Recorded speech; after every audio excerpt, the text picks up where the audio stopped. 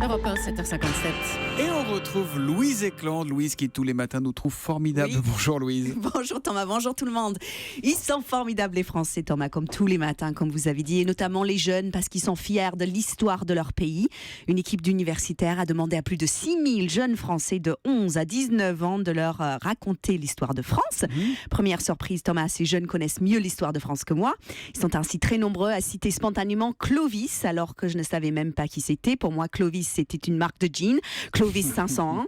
N'empêche que ça permet de se rappeler que Clovis était roi en 501.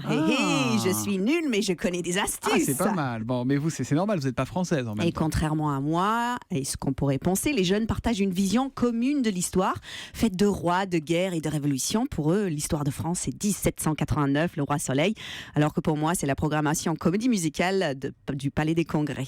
Mais ça ne m'empêche pas de trouver formidable que les jeunes Français soient fiers de leur histoire, même si je ne suis pas d'accord avec le choix de leur héros préféré. Ah, alors, qui sont leurs héros, leurs personnages favoris? Louis XIV, Napoléon et Charlemagne. Que des mecs qui aiment la bagarre, comme quoi en CM2 on a la même profondeur d'analyse qu'Éric Zemmour, parce que les héros de l'histoire c'est pas aussi simple. Par exemple, Napoléon est considéré en Angleterre comme un gros loser, et c'est vrai que pour moi Napoléon c'est comme le PSG, il joue les boss en France mais il s'est fait défoncer en Europe. C'est ça, oui, vous avez du recul sur l'histoire de France. Hein, Oh là voilà. là, oh là là, énormément de recul. Niveau histoire, je suis très loin derrière, mais l'avantage, c'est que je ne suis pas dans une vision binaire de l'histoire.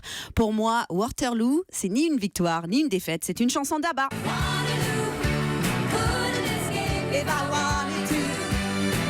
Je dois dire que le Clovis 501, envoyé en mémotechnique, il est très fort. Il est pas mal, Il non ? est très fort. Merci Louise et à demain matin.